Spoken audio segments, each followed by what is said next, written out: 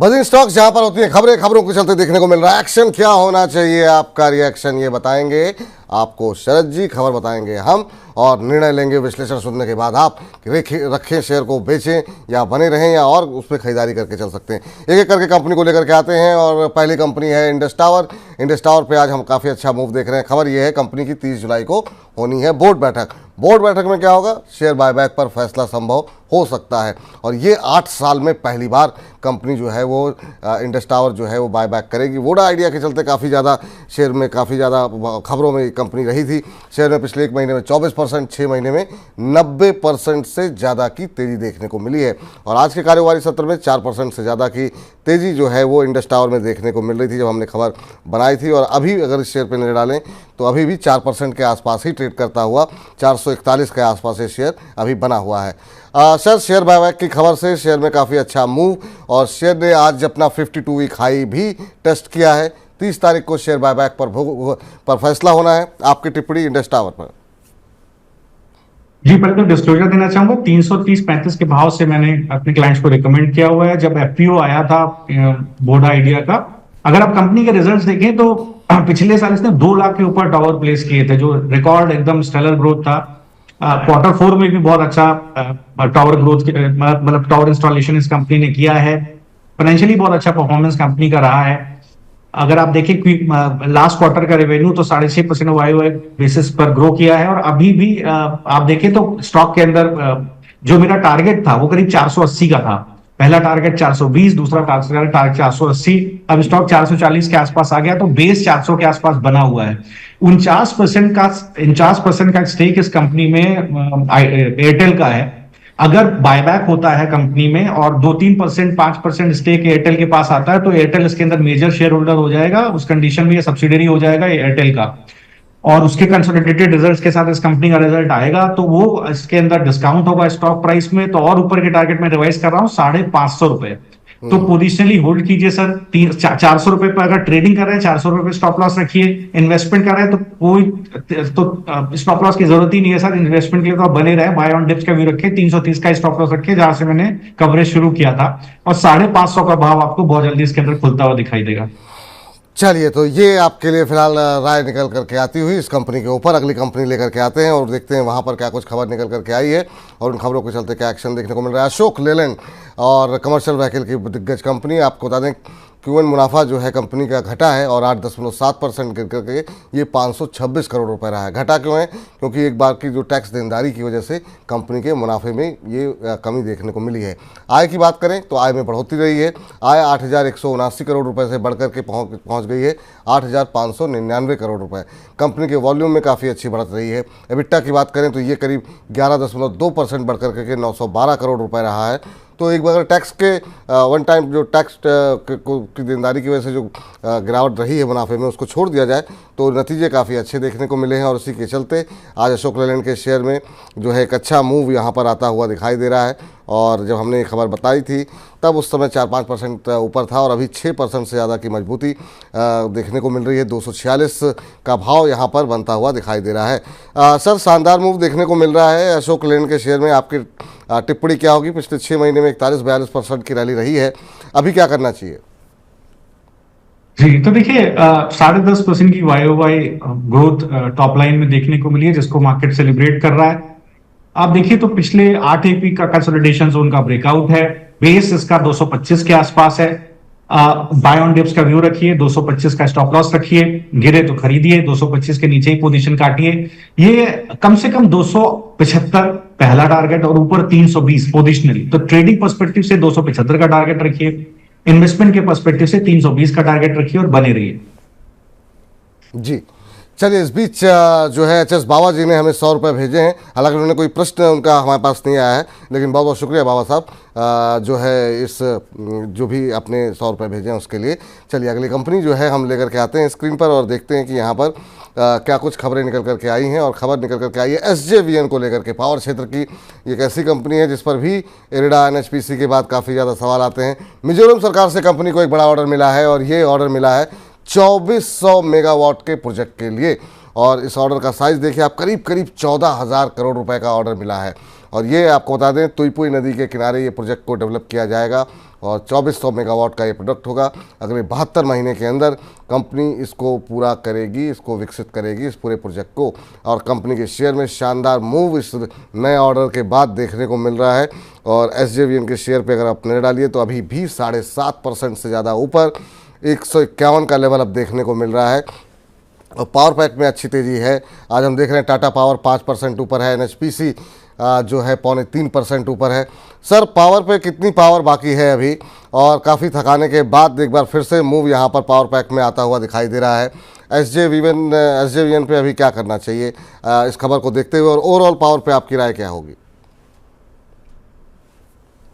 अच्छी कंपनी है, ऑपरेशनली भी कंपनी का परफॉर्मेंस ठीक ठाक रहा है। अगर आप चार्ट पर भी देखें तो बहुत अच्छा ट्रैक्शन बना हुआ है। बिल्कुल इसके अंदर मुझे लगता है बने रहना चाहिए। ये जो बेस स्टॉक के अंदर 130 का बना है, ये ऊपर की तरफ खींचेगा स्टॉक को। पहला टारगेट 170, दूसरा टारगेट 200। ट्रेडिंग के पर्सपेक्टिव से भी यहाँ पे एंट्री कर सकते हैं, बाय ऑन डिप्स का व्यू रख सकते हैं। स्टॉप लॉस 130 के पास रखिए, बाय कीजिए 170 और 200 के टारगेट के लिए। और देखिए विपुल जी, मेरा मानना है कि जिस तरह का केपेक्स गवर्नमेंट प्लान कर रही है पिछले 4-5 साल से, 11, 11.5, 12 लाख करोड़ का केपेक्स प्लानिंग होती है, जिसपे इंफ्रास्ट्रक्चर, पावर सेक्टर को काफी पैसा जाता है, तो पावर सेक्टर में लंबी अवधि के लिए जरूर बने रहना चाहिए। मुझे लगता है कि बिल्कुल यहाँ पर इस पर्टिकुलर सेक्टर में जितने भी स्टॉक्स हैं वहां पर बहुत अच्छा ट्रैक्शन बना रहेगा। तो मुझे नहीं लगता कि यहाँ पोजीशन काटने की जरूरत है। हाँ, ट्रेडिंग पर्सपेक्टिव से अगर आप हैं तो बाय ऑन डिप्स का नजरिया रख सकते हैं। देखिए NTPC पावर ग्रिड को अगर आप देखें JSW एनर्जी देखें, SJVN देखें, बहुत अच्छा ट्रैक्शन स्टॉक्स में है। तो बिल्कुल यहाँ पर बने रहिए। और जो दर्शक ट्रेडिंग की टिप्स चाह रहे हैं, जहां पर लॉस बुक हो रहा था, उसमें से पिछले 2 जो स्टॉक मैंने शेयर किए हैं, वहां पर आप अपनी पोजीशन लॉस वाले काटिए, यहाँ चले जाइए सर। जी, चूंकि अब पावर की बात चली है, थोड़ा सा तो सुजलॉन पे भी नजर डाल लीजिए। क्या एक महीने में 17-18% भाग गया है सर ये, और बीच में 5% के अपर सर्किट भी लग रहे थे। क्या करना चाहिए? अब जो टारगेट थे वो काफ़ी हद तक मीट होते हुए दिखाई दिए, अब 60 के ऊपर पहुंच गया है, यहाँ से और अपसाइड कुछ है क्या? बिल्कुल, ये 40-45 रुपए से तो मैं ही आपको ये स्टॉक लगातार शेयर कर रहा हूँ। देखिए 70 रुपए का टारगेट था मेरा जब मैंने 40-45 पे आपको शेयर किया था, और लंबी अवधि अगर 50 रुपए का EPS है कंपनी, अगर कोई 4-5 साल होल्ड करता है, 250-300 का प्राइस इसका खुलने वाला है। अगर आप देखें तो बेहतरीन ऑर्डर बुक पहले भी थी, Q4 में भी देखें तो 3.5 गीगावाट के आसपास की ऑर्डर बुक थी। इंटरनल कंपोजिशन चेंज किया था कंपनी ने for better functioning, better operational efficiency. बहुत अच्छी ऑपरेशनल रेवेन्यू विजिबिलिटी है। EPC और थर्ड पार्टी अगर आप देखें तो नॉन EPC में ऑर्डर बुक का अच्छा स्प्लिट है। विंड इंस्टॉलेशन में आप देखें तो गवर्नमेंट का फोकस है। 2000 फाइनेंशियल ईयर 24 से सबसे ज्यादा टॉप लाइन, सबसे ज्यादा एग्जीक्यूशन देखने को मिला है।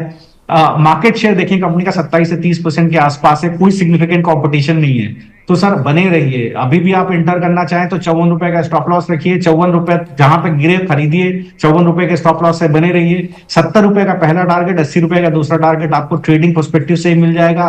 4 से 5 साल होल्ड करेंगे तो मल्टी बैगर होगा, 250 से 300 के टारगेट खुलेंगे।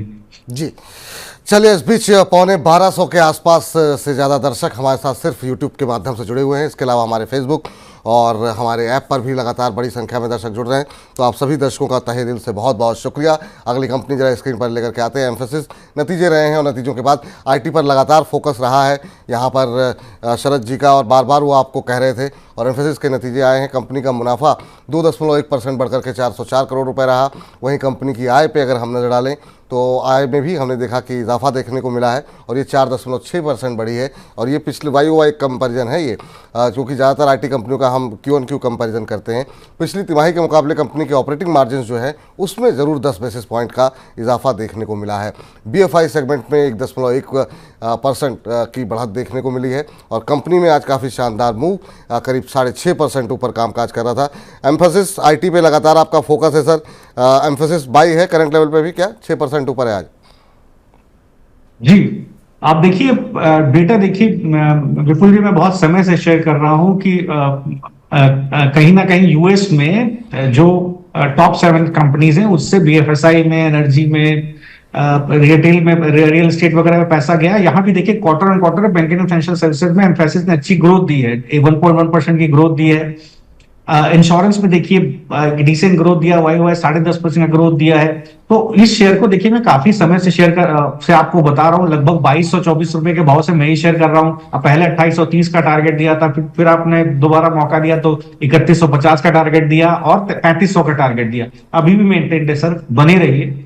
मुझे लगता है 3500 के टारगेट इसके अंदर खुलेंगे, अभी 3150 का टारगेट तो अभी आ जाएगा, तो 3500 के टारगेट के लिए एक स्टॉप लॉस डाल लीजिए 2700 रुपए का। वैसे इस तरह के स्टॉक में कंपनीज में डालना नहीं चाहिए, लेकिन आप ट्रेडिंग पर्सपेक्टिव से जाएं तो एक स्टॉप लॉस डाल लीजिए 2790 के आसपास, और 3560 3570 के टारगेट के लिए बने रहिए। चलिए, ये राय निकल करके आती हुई अरुण कुमार जी कह रहे हैं नमस्कार विपुल जी और शरद जी की लॉन्ग टर्म कॉल्स का मैं बहुत बड़ा फैन हूँ सर। 5 साल के लिए कुछ एक मल्टी बैगर जो है पोटेंशियल स्टॉक बताइए कुछ सर। अभी आप इंतजार कीजिए, चुन चुन के का हमारा सेगमेंट आने वाला है, उसमें शरद जी कुछ शेयर आपको अवश्य बताएंगे, और वो कितनी लंबी अवधि के हैं, क्या लंबी अवधि में रख सकते हैं कि नहीं, वो सब हम उनसे पूछेंगे आपके रिप्रेजेंटेटिव बन करके। तो आप बने रहिए कार्यक्रम में। चलिए अगली कंपनी लेकर के आते हैं डीएलएफ के भी नतीजे आए हैं, और नतीजों के बाद आपको बता दें आय में जो है थोड़ी सी गिरावट जरूर रही है, 1423 से घट करके 1362 करोड़ रुपये। लेकिन जो है कंपनी का मुनाफा वो काफ़ी शानदार रहा है, क्योंकि लग्जरी प्रोजेक्ट जो है वो काफ़ी अच्छी खासी वहाँ बिक्री रही है, 23% का इजाफा, और ये रहा है 645 करोड़ रुपए। तो ये फिलहाल वहीं अगर एबिटा मार्जिन की बात करें तो एबिटा मार्जिन में दबाव देखने को मिला है, 42% घटा है एबिटा, और ये 229 करोड़ रुपए रहा है। वहीं मार्जिन में भी हमने देखा कि 27.80% से घट करके एबिटा मार्जिन 16.8% रहे हैं। तो ये नतीजे रहे हैं सर। डीएलएफ पे आपकी राय क्या होगी? रियल एस्टेट में मजबूती जरूर देखने को मिल रही है। देखिए जो बेसिकली इंडेक्सेशन का अबॉलिश किया है गवर्नमेंट ने, उसमें गवर्नमेंट थोड़ा सा डैम्पनर हुआ है रियल एस्टेट, लेकिन गवर्नमेंट समझाने की कोशिश करी कि भाई जो आपने पिछले 5-1 साल में प्रॉपर्टीज खरीदी है उसका आप अगर, क्योंकि लॉन्ग टर्म कैपिटल गेन घट गया, उसके अंदर 20% 12.5% हो गया, तो कहीं ना कहीं डिबेट है कि आपको इसका फायदा कैसे होगा। ज्यादा गवर्नमेंट क्या कह रही है, आपको ज्यादा फायदा होगा, मार्केट पार्टिसिपेंट थोड़ा सा जित रही है। अगर आप डीएलएफ को अदरवाइज देखेंगे तो फाइनेंशियल ईयर 25 की 42,000 करोड़ की पाइपलाइन है जो प्रोजेक्ट लॉन्च की है, जिसमें लग्जरी सेगमेंट में आप अगर देखें तो डिसेंट इनके पास अच्छे खासे, और लग्जरी के अंदर इनकी सेल्स बहुत अच्छी है। विपुल जी आपने देखा होगा, तुरंत इन्वेंट्री लॉन्च होती, तुरंत सेल इनकी हो जाती है। लेकिन अगर स्टॉक में आप देखें तो एक थोड़ी सी थकावट आ गई है। मुझे लगता है कि बिल्कुल यहाँ पर थोड़ा सा आपको सावधान होना चाहिए। अगर आप एक ट्रेड लेना चाहते हैं तो रिस्की ट्रेड ले सकते हैं, 775 के आसपास स्टॉप लॉस रखिए, 833 का भाव है। इसमें बड़ा मूव आएगा जब 885 के ऊपर चलना शुरू करेगा। अगर 885 पर सस्टेन करेगा तब आप इसका लंबे मतलब एक थोड़ा सा पोजिशनल व्यू लीजिएगा, 1000 रुपए का, 1100 रुपए का आपको बिल्कुल मिलेगा। तो एक स्टॉप लॉस रखिए 775 के आसपास, और अगर चाहें तो रिस्की ट्रेड एंट्री करिए। चलिए, तो इसी के साथ अब बजिंग स्टॉक्स को यहीं पर समाप्त करते हैं।